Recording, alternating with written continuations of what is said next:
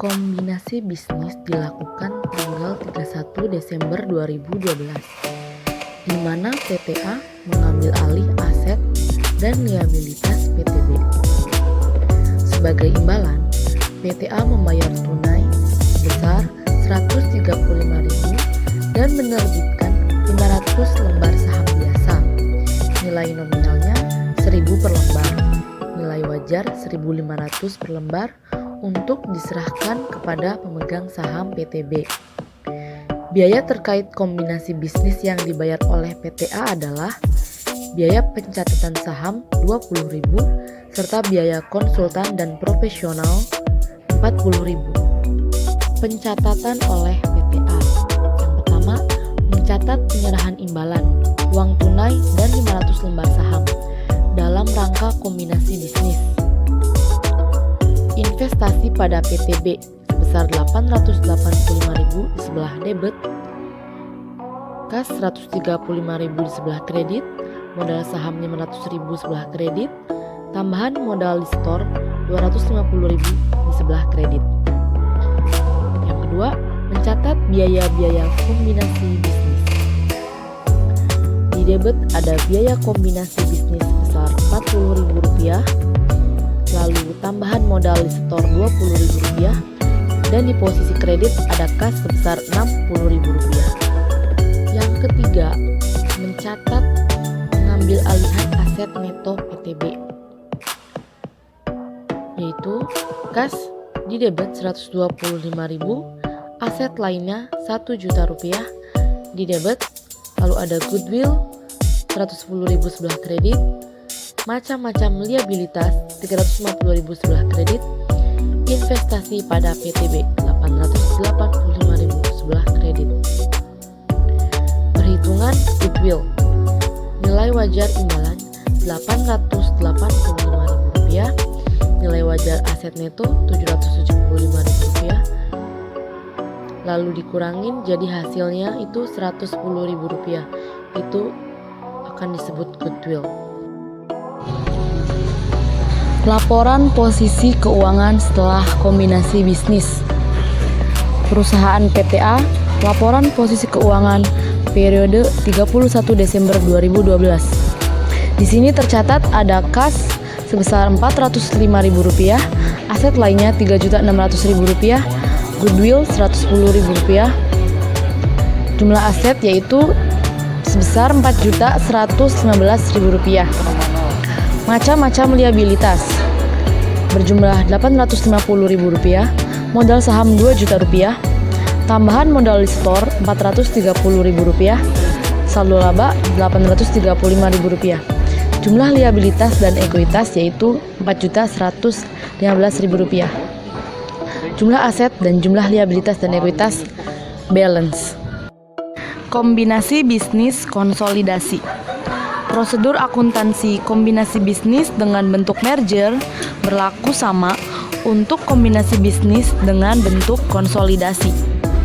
Kombinasi bisnis melalui akuisisi saham. Kombinasi bisnis adalah suatu transaksi di mana suatu perusahaan memperoleh pengendalian atas satu atau lebih perusahaan lain.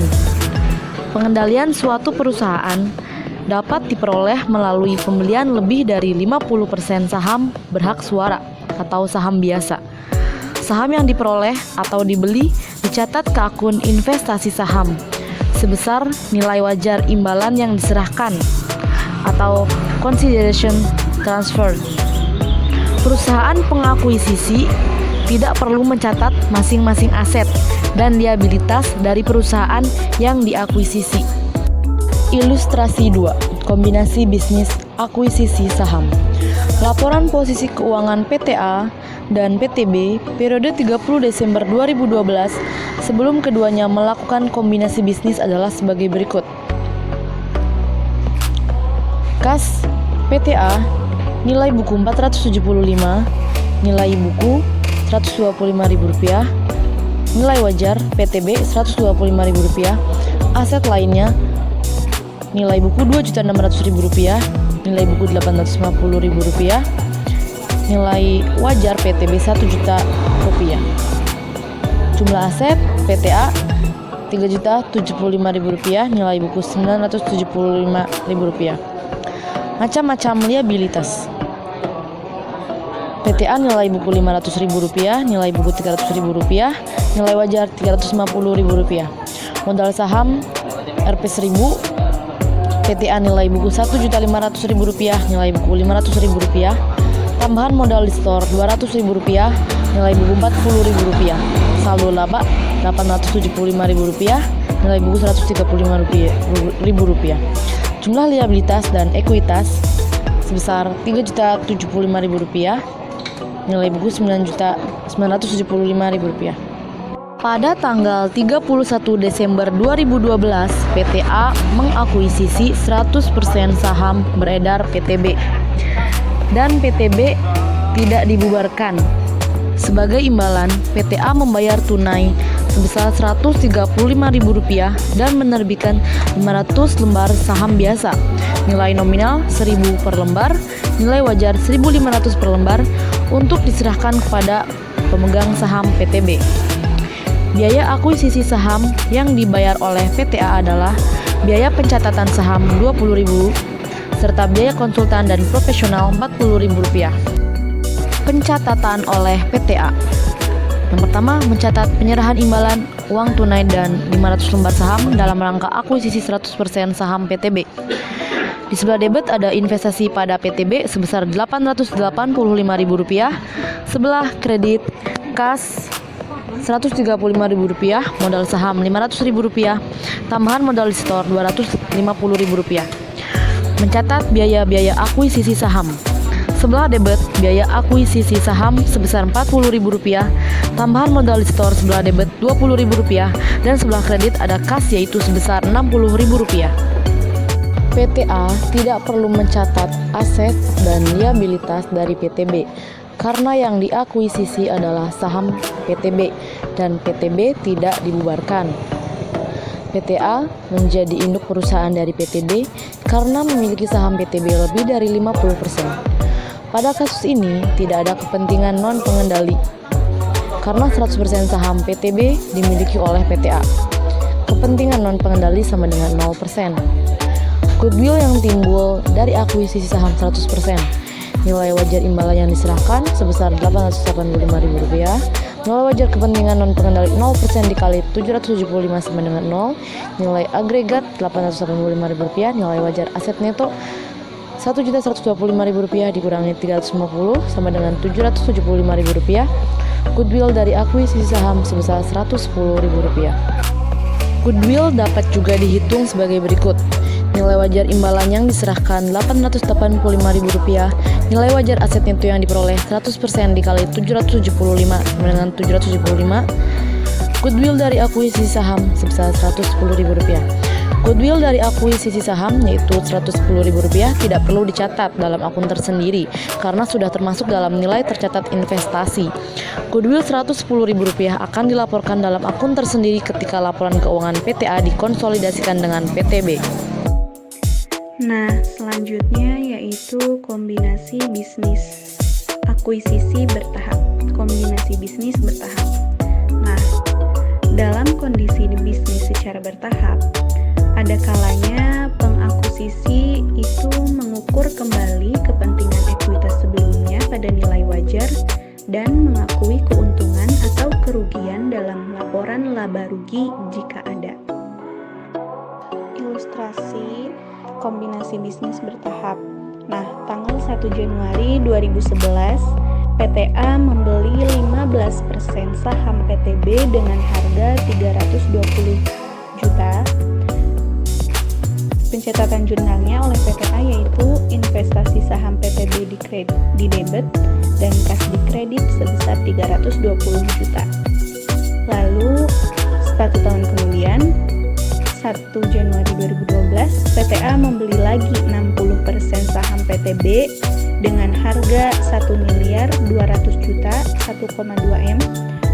Nilai wajar aset neto PTB saat akuisisi sebesar 1,8 miliar. Nah, pencatatan oleh PTA yaitu investasi saham PTB di debit dan kreditnya kas 1,2 sehingga total kepemilikan saham menjadi 75%. Nah, bisa dilihat nilai wajar saham PTB tanggal 1 Januari 2012 sebesar 1,2 miliar dibagi 60%, jadi 2 miliar. Nilai wajar saham PTB 2 miliar. Nah, lalu kepemilikan lama sebelumnya 15% dinilai kembali 15% dikali nilai wajar yang tadi 2 miliar, yaitu 300 juta. Sehingga ada penurunan nilai dari harga beli yang pertama, harga beli 15% saham yang pertama pada tahun 2011 320 juta. Lalu 1 tahun kemudian nilai wajarnya ada penurunan, sehingga 320 juta dikurangi 300 juta jadi 20 juta. Penyesuaian oleh PTA yaitu debitnya rugi penurunan nilai wajar investasi saham PTB, kreditnya investasi saham PTB senilai 20 juta. Nilai tercatat investasi saham PTB sebesar 75% sekarang menjadi 1,5 miliar. Lalu goodwill atas investasi saham PTB. Nah, caranya menghitung goodwill yaitu nilai yang tercatat investasi saham PTB kan tadi 1,5 miliar. Nah, lalu dikurangi bagian nilai wajar ekuitas PTB. 75% dikali 1,8 M sama dengan 1,35 M. Jadi 1,5 M dikurangi 1,35 M, goodwill-nya yaitu 150 juta. Selanjutnya ada reverse acquisition. Terjadi jika entitas yang menerbitkan saham pihak pengakuisisi secara hukum teridentifikasi sebagai pihak yang diakuisisi. Lalu, dalam reverse acquisition, pihak yang diakuisisi secara hukum menjadi pihak pengakuisisi secara akuntansi. Pihak pengakuisisi secara akuntansi biasanya tidak memberikan imbalan kepada pihak yang diakuisisi. Dan yang terakhir, jika memenuhi kondisi reverse acquisition, maka entitas yang kepentingan ekuitasnya diperoleh pihak terakuisisi secara hukum harus menjadi pihak pengakuisisi untuk tujuan akuntansi. Sebagai ilustrasi reverse acquisition, PTA memiliki 100.000 lembar saham beredar, sedangkan PTB memiliki 60.000 lembar saham beredar, masing-masing bernilai nominal sebesar Rp1.000. PTA mengakuisisi seluruh saham PTB dengan menerbitkan 150.000 lembar saham baru untuk PTB, sehingga saham beredar menjadi 250.000 lembar saham. Secara hukum, PTA adalah induk perusahaan PTB, tetapi pemegang saham PTB justru menjadi pihak yang memiliki pengendalian terhadap PTA setelah pertukaran saham. Fakta tersebut merupakan contoh terjadinya reverse acquisition. Walaupun secara hukum A adalah pengakuisisi B, tetapi secara akuntansi B adalah pengakuisisi A. Reverse acquisition. Diasumsikan bahwa laporan posisi keuangan PTA dan PTB sebelum reverse acquisition adalah sebagai berikut. Bisa dilihat ya teman-teman. PTA, jumlah aset PTA 180 juta, aset PTB 370 juta, liabilitas PTA 70 juta, liabilitas PTB 170 juta, modal saham PTA 100 juta, modal saham PTB 60 juta, saldo laba PTA 100 juta, saldo laba modal PTB 140 juta. Nah, bisa dilihat ya.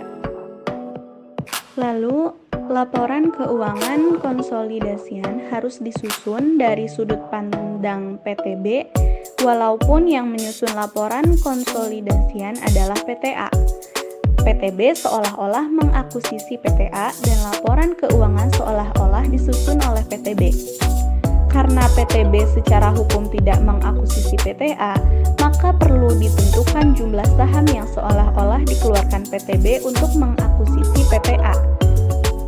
Jumlah saham yang seharusnya dikeluarkan PTB harus memberikan sekian persen kepemilikan yang sama kepada pemegang saham PTA atas entitas gabungan seperti yang mereka miliki dalam reverse acquisition, yaitu sebesar 40%.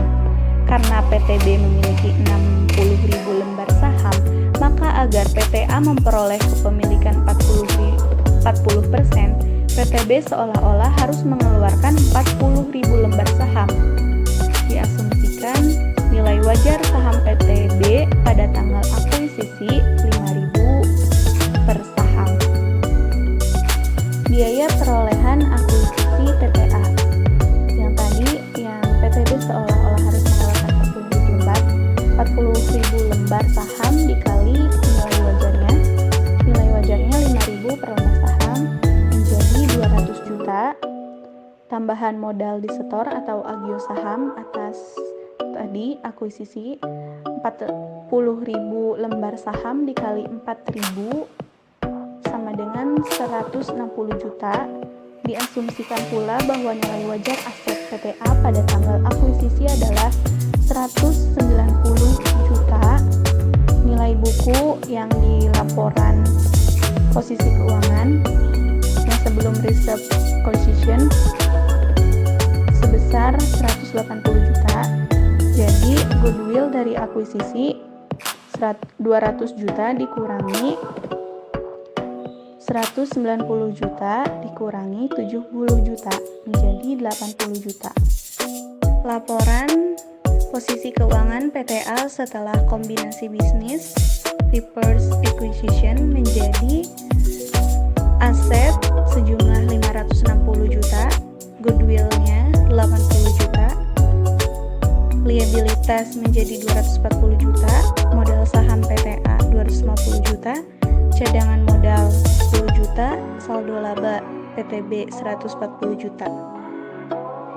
Oke, terima kasih telah menyimak video presentasi dari kami bertiga. Thank you for watching.